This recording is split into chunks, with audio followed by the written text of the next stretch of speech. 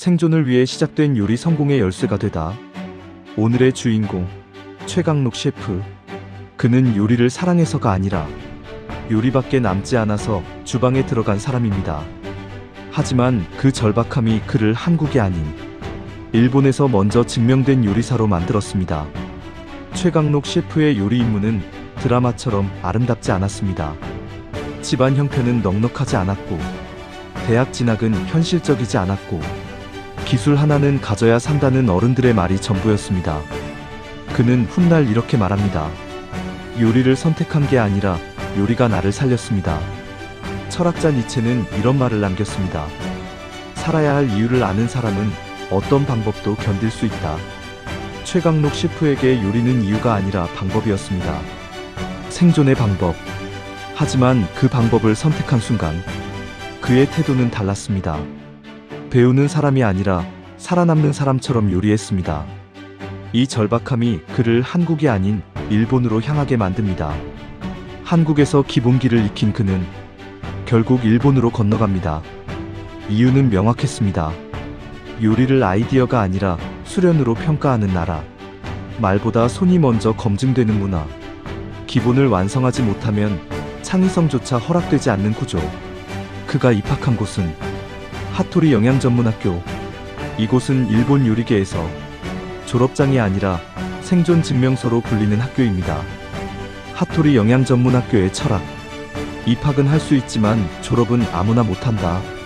하루 10시간 이상 실습. 칼질, 육수, 화력 같은 기초만 수백 번 반복. 질문은 환영하지 않는다. 몸으로 깨달아야 한다. 여기엔 이런 규칙이 있었습니다. 말 잘하는 사람 필요 없음. 아이디어 많은 사람 환영 안함. 손이 정확한 사람만 남음. 하토리 영양전문학교가 무서운 이유는 단 하나입니다. 입학은 교육, 졸업은 검증. 같은 동작을 수백 번 반복해도 피드백은 한마디. 왜? 를 묻는 순간 그럼 나가라. 이유 없는 질책, 설명 없는 수정. 중도 탈락률 높은 외국인은 더 버티기 어려움. 여기서는 재능보다 집요함, 센스보다 기본기, 열정보다 지구력을 봅니다. 프랑스 철학자 알베르 카뮈는 이렇게 말했습니다. 진정한 영웅은 세상을 바꾸는 사람이 아니라 매일 같은 일을 반복하면서도 의미를 잃지 않는 사람이다.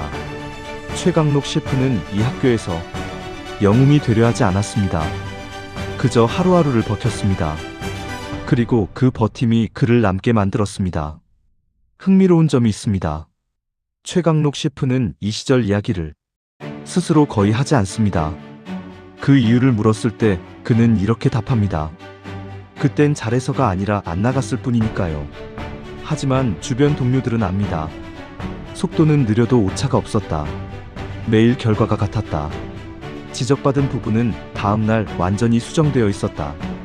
그는 눈에 띄는 에이스가 아니었습니다. 하지만 주방에서 빠지면 바로 티나는 존재였습니다. 일본 주방에서 가장 높은 평가를 받는 유형. 기준을 벗어나지 않는 사람. 이게 바로 그의 감춰진 실력입니다.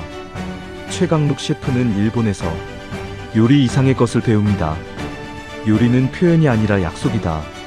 재료와의 약속 낭비하지 않는다. 동료와의 약속 기준을 무너뜨리지 않는다.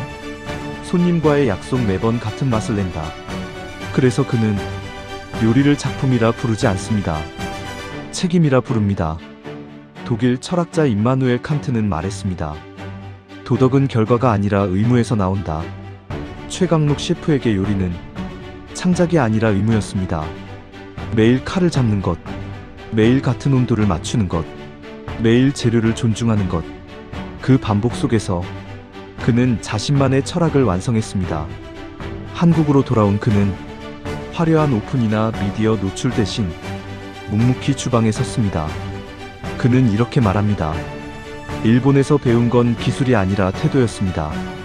태도는 말이 아니라 시간으로 증명됩니다.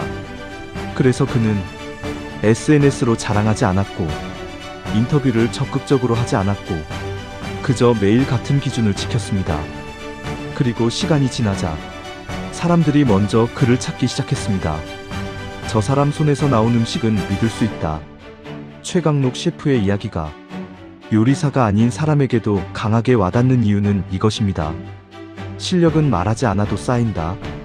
남아있는 사람이 결국 증명한다.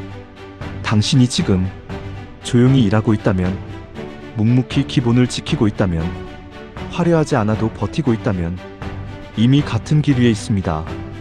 프랑스 작가 생텍쥐페리는 이렇게 말했습니다. 완벽함이란 더 이상 더할 것이 없을 때가 아니라 더 이상 뺄 것이 없을 때 이룬다. 최강록 셰프는 화려함을 더하지 않았습니다. 그저 불필요한 것을 덜어냈습니다. 그리고 그 덜어냄 속에서 본질만 남았습니다. 성공은 화려한 사람이 아니라 끝까지 남아있던 사람의 이름으로 불립니다. 최강록 셰프는 그 사실을 요리가 아니라 태도로 보여준 사람입니다. 당신이 지금 버티고 있다면 그것만으로 이미 충분히 의미 있습니다. 오늘 이 이야기가 당신에게 작은 위로가 되었다면 구독과 좋아요 부탁드립니다. 묵묵히 버티는 당신을 응원합니다.